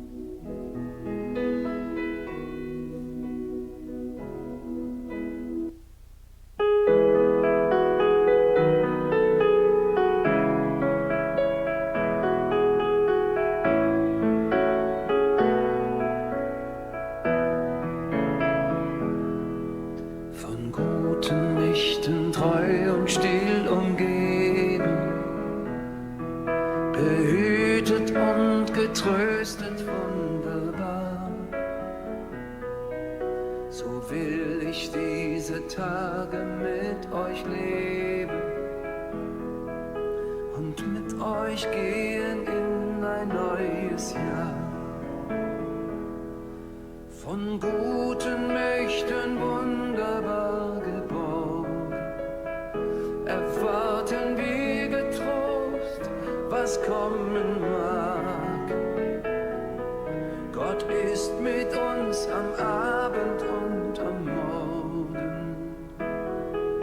und ganz gewiss an jedem neuen Tag. Noch will das Alte unsere Herzen quälen, noch drückt uns böser Tage schwere Last.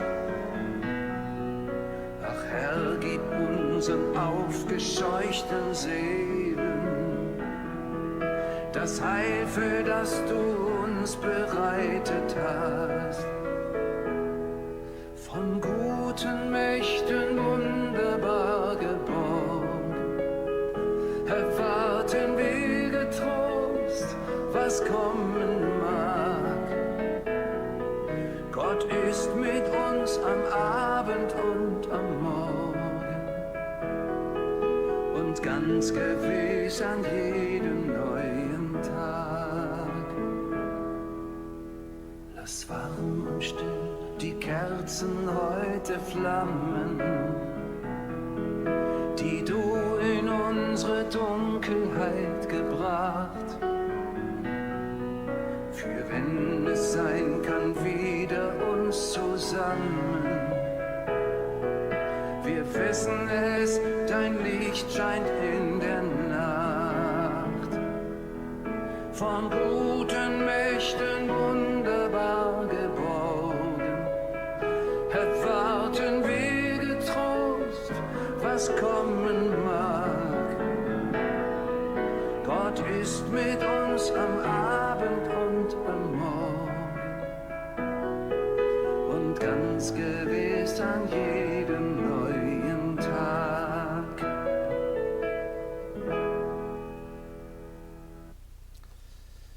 자, 이거로 정리하겠습니다. 신앙생활의 3요소는 세 가지입니다. 따라하십니다. 첫 번째, 믿으라, 참으라, 붙어 있어라. 믿으라는 뭘 믿으라 말이죠? 말씀을 믿으라는 겁니다. 참기 위해서는 우리가 기도해야 됩니다. 붙어 있어라. 교제 가운데 붙어 있으라는 거죠. 그래서 믿고 참고 붙어 있으라 마음에 잘 새기면 우리 실천하고 살아가면 사실은 전도는 되는 겁니다. 이러한 삶을 살아가는 우리 각자가 우리 성도님들이 되어야겠습니다. 고린도 전서 10장 성찬식이기 때문에 오늘 조금 더 성찬 말씀 찾고 같이 성찬하시겠습니다. 고린도 전서 10장 17절입니다. 16절 우리가 축복하는 바 축복의 자는 그리스도의 피에 참여함이 아니며 우리가 떼는 떡은 그리스도의 몸에 참여함이 아니냐. 떡이 하나요 많은 우리가 한 몸이니 이는 우리가 다한 떡에 참여함이라. 한 장 넘겨서 11장 찾겠습니다. 24절 23절입니다. 내가 너희에게 전한 것은 주께 받은 것이니 곧 주 예수께서 잡히시던 밤에 떡을 가지사 축사시고 떼어 가라사대 이것은 너희를 위하는 내 몸이니 이것을 행하여 나를 기념하라 하시고 식후에 또한 이와 같이 잔을 가지시고 가라사대 이 잔은 내 피로 세운 새 언약이니 이것을 행하여 마실 때마다 나를 기념하라 하셨으니 26절 말씀은 같이 읽겠습니다. 너희가 이 떡을 먹으며 이 잔을 마실 때마다 주의 죽으심을 오실 때까지 전하는 것이니라. 자, 성찬식은 예수님이 당신을 기념하기 위해서 하라고 명하신 겁니다. 이 떡이 하나인데 우리가 예수 그리스도의 보배 피로 구원받고 한 피 받아 한 몸 이뤘다는 것을 말하고 있습니다.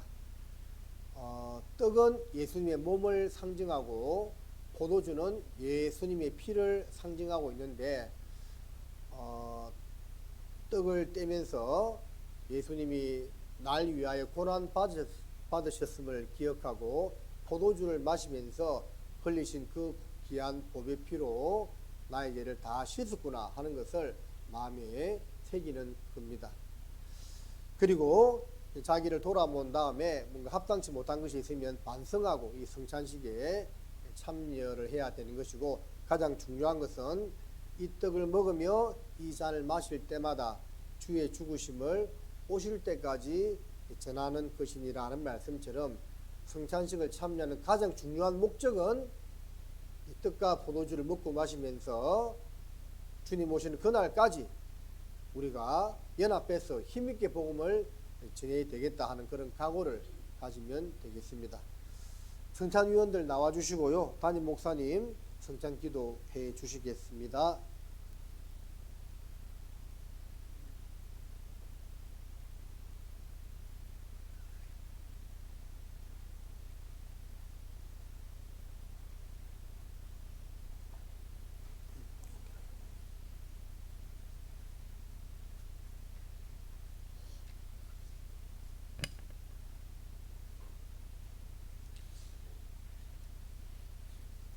같이 기도드리겠습니다. 우리를 사랑하시는 거룩하신 아버지 하나님, 감사합니다. 하나님 앞에 죄인된 우리를 구원하기 위해서 독생자 예수 그리스도를 보내주시고, 주님께서 하늘 영광 보좌를 버리시고 이 땅에 인간의 몸으로 오셔서 받으신 고난과 흘리신 보혈의 피로 친히 우리의 죄를 영원히 대속해 주시고 깨끗게 해 주신 사랑과 은혜의 진심으로 감사드립니다. 오직 믿음으로만 구원받고 거룩한 하나님의 자녀되게 하심을 감사드립니다. 이번 한 주간 변종민 목사님 모시고 하나님께서 우리에게 주신 이 생명의 복음을 증거하였습니다. 교회를 통해서 우리에게 맡겨주신 이 복음을 증거하게 하심을 감사드리고, 또 이 복음으로 우리가 구원을 받고 하나님의 생명을 얻은 것을 깊이 생각하며 감사를 드립니다. 우리의 생명이 된 이 복음을 우리가 더 사랑하고 지키고 증거하는 삶을 살아갈 수 있도록 도와주시옵소서. 또 오늘 7일차 말씀 후에 이렇게 성찬식으로 떡을 떼며 포도주를 마시면서 주님의 죽으심과 부활하심을 기념합니다. 떡을 떼고 포도주를 마실 때마다 나를 위해 흘리신 그 주님의 보혈, 또 나 때문에 채찍 맞으시고 찢기신 그 주님의 몸의 상처를 생각하면서 우리가 주님의 고난에 함께 참여하고, 또 나를 구원해 주신 주님께 감사하면서 주님 오시는 날까지 이 복음을 전하기로 마음에 결심하는 시간들 될 수 있도록 도와주시옵소서. 또 이 떡을 떼고 마실 때마다, 떡과 포도주를 마실 때마다 주님 앞에 새로운 마음으로 주님 앞에 합당치 못하는 것들을 내어버릴 수 있도록 우리의 죄를 밝히 깨닫고 또 자백하는 삶으로 나아갈 수 있도록 도와주시옵소서. 우리에게 이 생명과 복음을 허락하신 주님께 감사드리며 모든 것 예수님의 이름으로 기도드렸습니다. 아멘.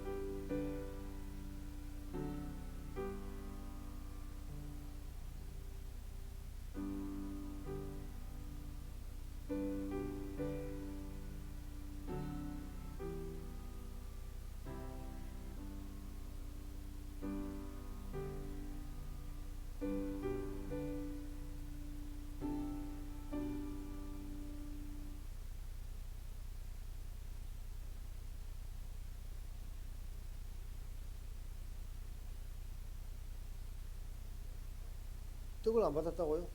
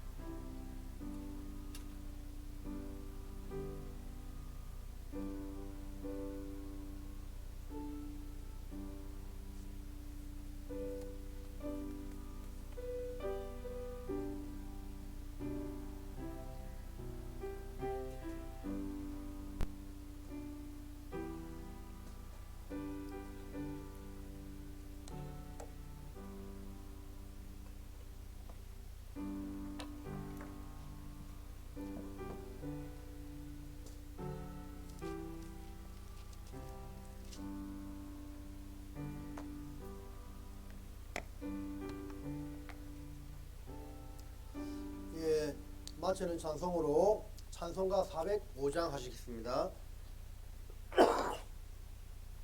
찬송가 405장입니다.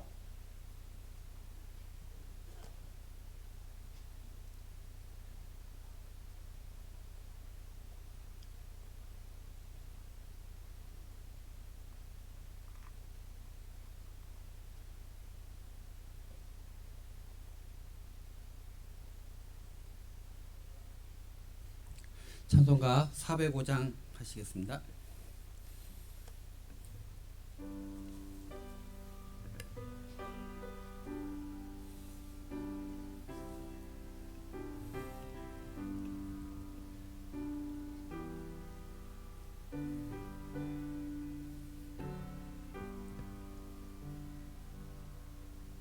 나 같은 죄인 살리신 주 은혜 놀라워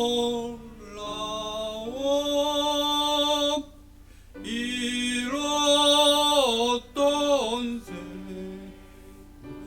찾았고 광명을 얻었네.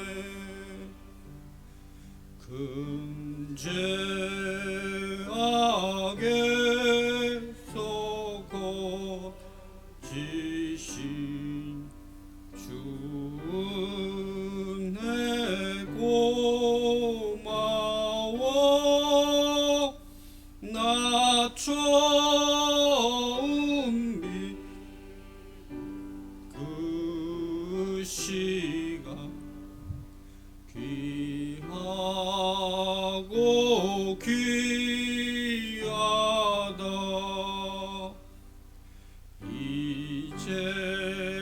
이제껏 내가 산 것도 주님의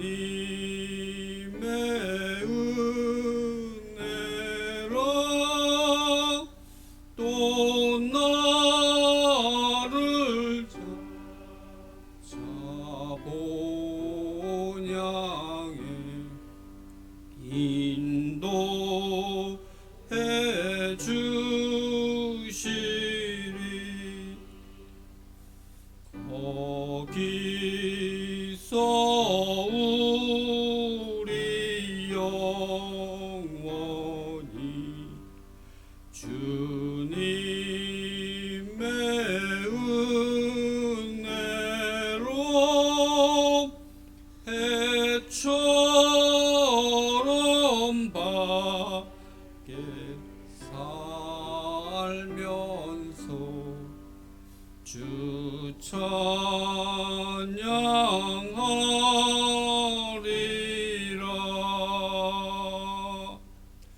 아멘.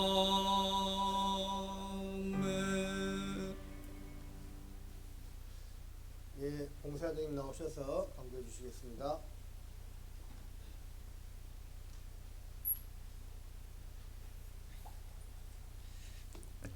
잠깐 봉사회장님 광고해 주시기 전에 인사드리러 나왔습니다. 이번 한 주간 저희 제주 동북교회를 위해서 말씀을 증거해 주신 변종민 목사님 이제 내일 비행기로 나주로 돌아가시거든요. 따로 특별히 인사할 시간이 없기 때문에 저희 한 주간 말씀 전해 주신 거 정말 쉽고 이해할 수 있는 말로 친절하게 자세하게 말씀을 증거해 주셔서 너무 감사드립니다. 감사의 박수로 그리고 보내드리는 인사로 박수로 이렇게 인사드리겠습니다.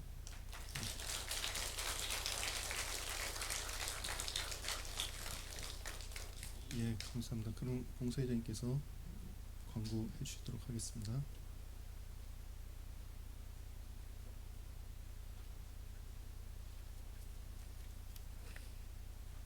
광고 드리겠습니다. 동교 수련회 일정이 나왔습니다. 12월 26일 금요일부터 12월 28일 일요일까지 진행되는데요. 1박 2일은 제주교에서 진행되고 주일날은 각 교회당에서 진행됩니다. 주일 일정 안내 보시겠습니다. 오늘 구역 모임이 있습니다. 해별 장소 보시고 오후 2시부터 모여주시면 되시겠습니다. 오후에는 차영대 교재가 있다고 합니다. 주간 일정 안내 보시겠습니다. 25일 화요일 날은 봉사회 원래가 있습니다.